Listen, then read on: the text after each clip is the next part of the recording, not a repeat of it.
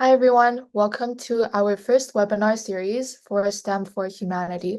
So our topic today will be when rocketry meets biology. So you might be thinking that these are two very different disciplines, but in this webinar, hopefully you'll be able to gain some insight as to how these two very different disciplines overlap. I'm Emily. I'm Neil Marquez. And I'm Lee Marquez. For our agenda today, first we'll have a quick introduction, then we'll go into the brief history of NASA and rockets, then we'll talk about how exactly rocketry overlaps with biology, then we'll talk about some basics of rocket components as well as the building steps of a rocket. Okay, for our introductions, I'm Emily. I'm president of the Youth STEM for Humanity Coalition. I'm a freshman at Brown University. I've been in NASA student launch for 3 years. Hello, my name is Lee Marquez. I'm the co-vice president of the Youth STEM for Humanity Coalition. I'm a 12th grade student at the California Academy of Math and Science, and I've been doing that student launch for 4 years. I'm Neil Marquez. I'm the twin brother of Lee. Also the co-vice president of this organization, and I'm a 12th grader at the California Academy of Math and Science, and I've been doing NASA student launch for 4 years. A bit about our organization. This webinar is hosted by the Youth STEM for Humanity Coalition, and we are a global student organization dedicated to bridging STEM and society, as well as cultivating creativity and compassion in future leaders. We're a group of passionate individuals dedicated to using STEM skills for a positive social impact. And we do have many events that get us involved in our local communities as well as the global community. And if you have any questions or want more information about our organization, feel free to visit our website or email us at stemforhumanity@gmail.com. Now let's go into a brief history of NASA and rockets. As some of you guys may know, NASA stands for National Aeronautics and Space Administration. It was started as a branch of the US government, and it's in charge of the US science and technology that has to do with airplanes or space. For rocket history, the first rockets were invented by the Chinese with fire arrows.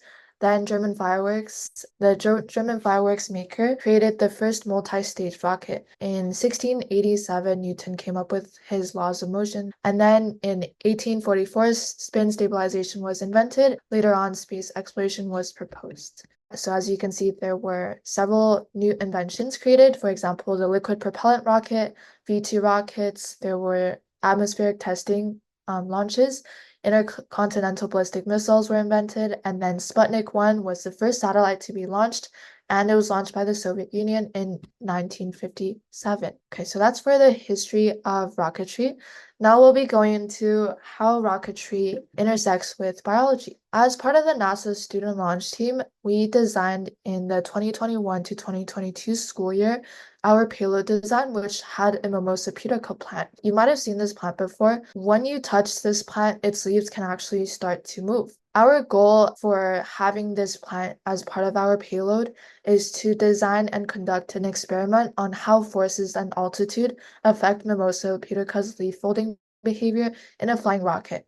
So scientists have done ground tests of how Mimosa pudica plants respond to stimuli when there's just like regular soil on the ground.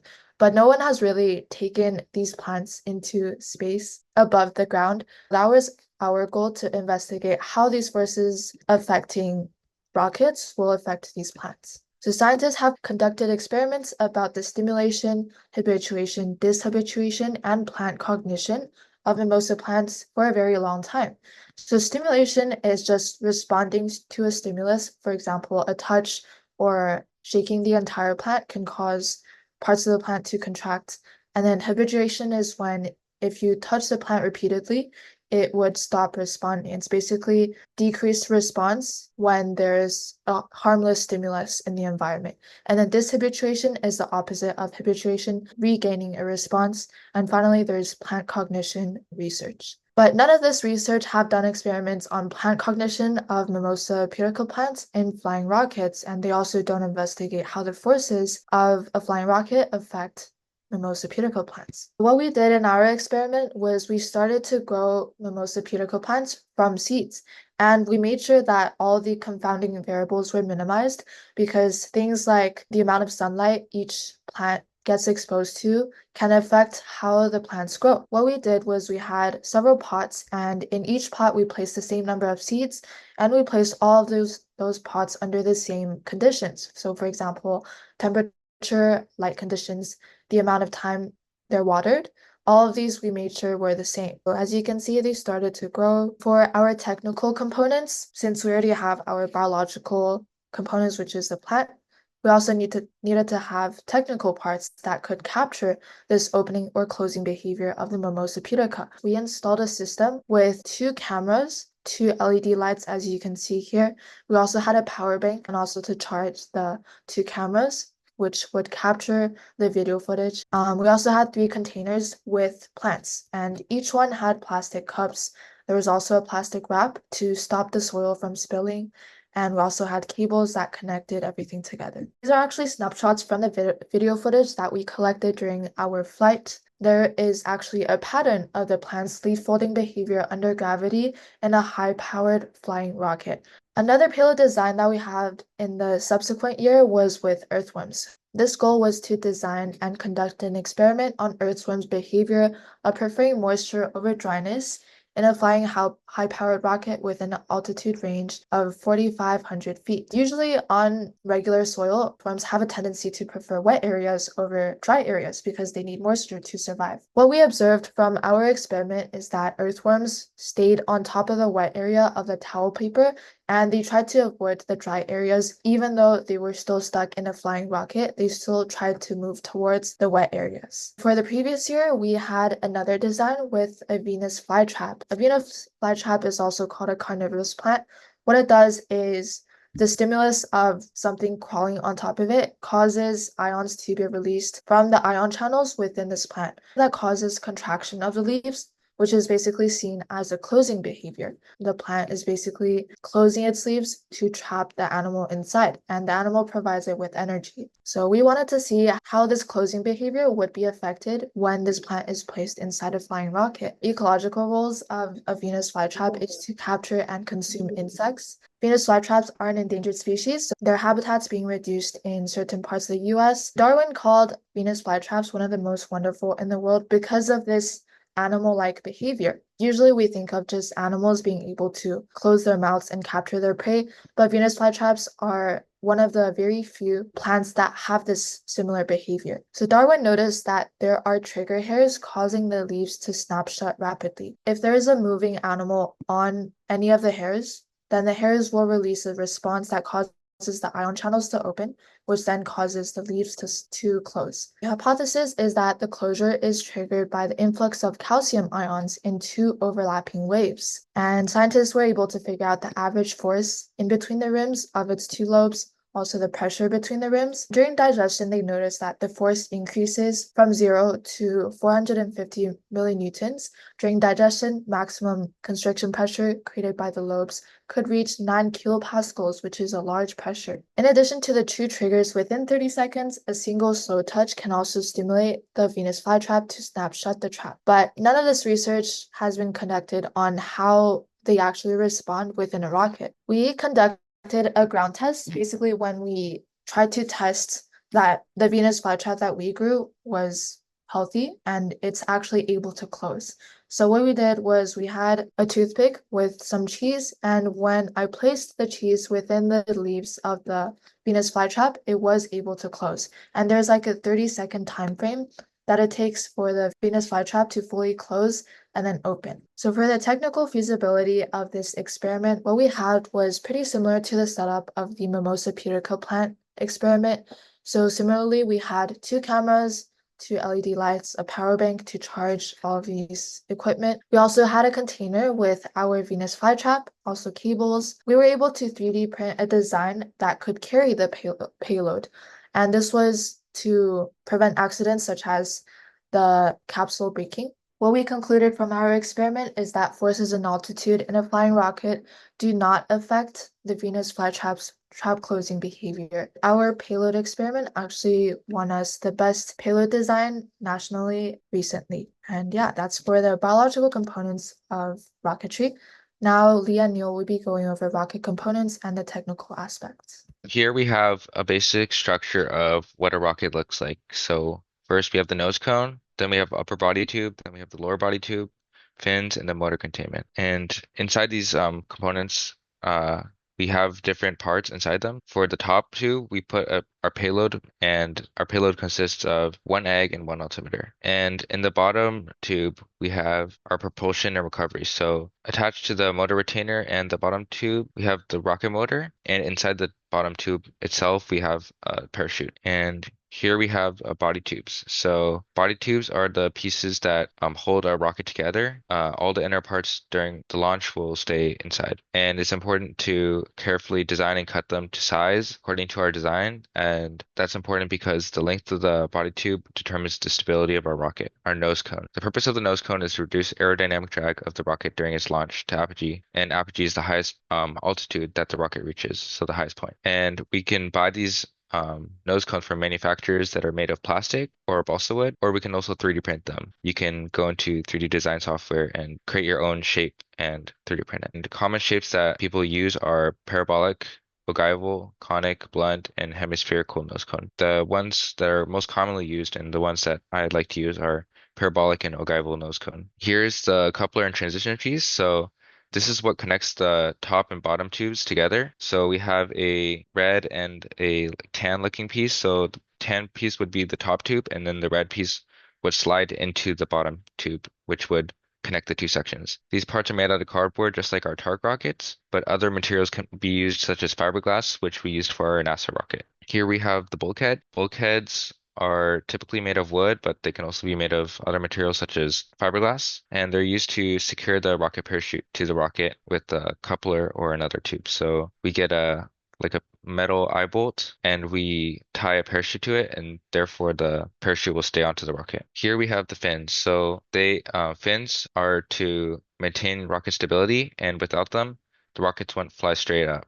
They would fly in various directions and they would be dangerous. So you can see that fins come in various shapes and sizes. Our Tark rocket uses two fins, which is shown in the bottom left with the round cylinder looking fins. But we also use the top one, which is like triangular fins or like rectangular, different shapes. But here we have the tail cone or the motor retainer, and the purpose of this object is to make sure the motor stays in place so it doesn't fall out of our rocket. This is because a motor falling out of the sky is a very big safety hazard, so we want to make sure the motor actually stays in the rocket, and also if it doesn't stay in the rocket, our rocket will go up, so the that'll just make our rocket not even work. So it's very important. And here we have the recovery system. So you can see in the picture, there's a parachute that's tied onto both the top and the bottom pieces. And the purpose of it is to make sure the rocket can be recovered and relaunched. So we don't want to waste all the effort of making a rocket if we're just going to throw it away, right? So parachutes and streamers slow down the rocket so it doesn't explode on impact. And model rocketry isn't cheap and time consuming, so being able to cover it is very important. And tracking systems are also included inside the high power rockets.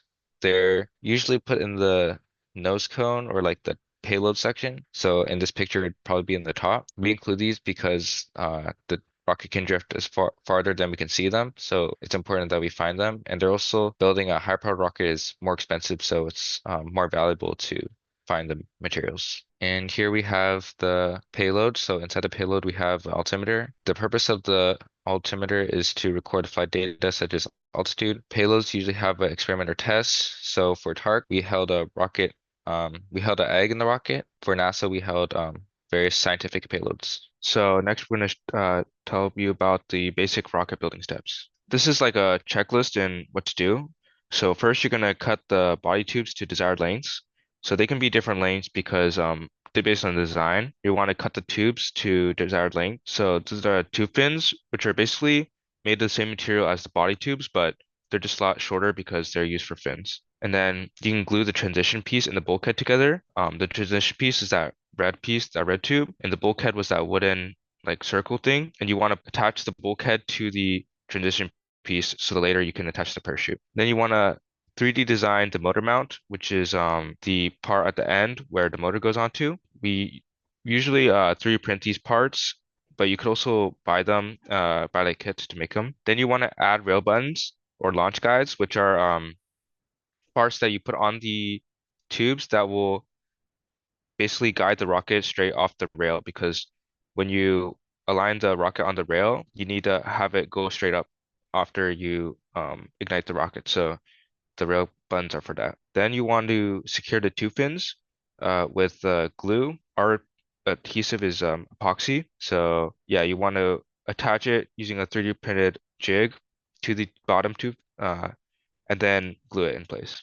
Then you want to drill holes for the nose cone and altimeter. The nose cone holes are for screwing in the nose cone, and the altimeter hole is because the altimeter needs air pressure to measure the height. Then you need to make a case for the egg using foam, or you could 3D print like a custom case for it. Add a recovery system, which is tying a parachute on the rocket and spray painting the rocket so it looks nice and is also can reduce drag. So, oh yeah. So we use hand saws, or you could use like box cutters to cut the tube, and you place it on the tube holder and you cut slowly so then the part is precise and cut to the desired length. Then you want to cut some tube pins. We do 3 or 6 tube pins. Usually we use 3, but as you can see in the picture, 6 works nicely. And delta fins can also be used. And the bulkhead and transition piece. So basically, as you see there on the top picture, that's the bulkhead, and the bottom picture is the transition piece with the bulkhead glued. You want to glue the that little ring, which is called an eye bolt, onto the bulkhead, and then glue that component onto the transition. And later on, you can tie the parachute onto that eye bolt. And the motor mount, you can use 3D printed motor mounts, or as you can see in this picture, this is made out of cardboard, wood, and metal, different components to achieve the same function.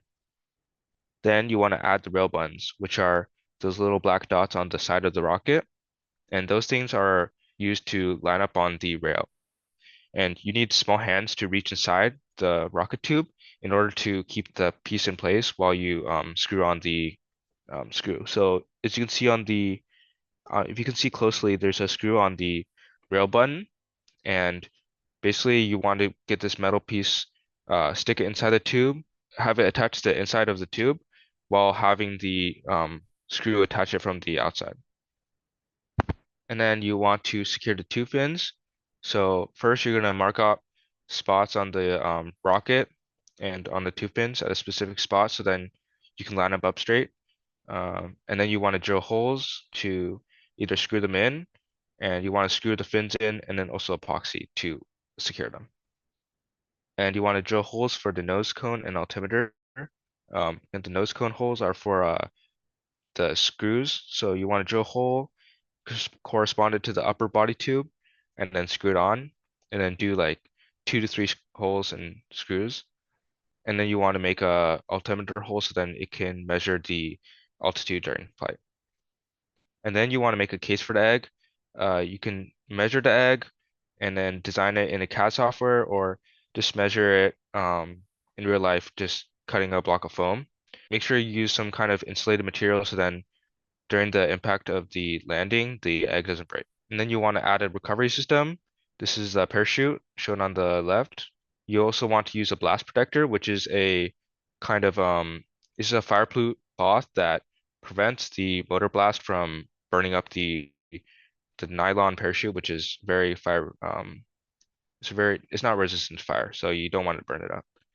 And the Kevlar rope is to tie the parachute to the rocket, and it's fireproof. You want to spray paint the rocket at the end, usually with one solid color. As you can see in the picture on the right, there's different colors you can paint, like, and different designs. So some of them are blue, some are red, and sort of like orange ones, white. So yeah, various colors. So thank you. Thank you. Hopefully all of you guys learned from this webinar that sometimes, two subjects that might seem very different, such as rocketry and biology, when they're combined into a disciplinary subject, they can actually lead to very innovative discoveries. So, for example, if we didn't think of combining something as diverse as mimosa pudica plants in a rocket, then we wouldn't be able to come up with our experiment results that, well, actually, they can be affected by the forces within a rocket. So that's just one example. Hopefully, you guys learned that, well, interdisciplinary discoveries can be very interesting. If you guys have any questions, feel free to email us. And also, if you want more information, feel free to go on our website. So I'll just send the website, or I'll type the email into the chat. Feel free to contact us with any questions or comments. Our next webinar will be emailed.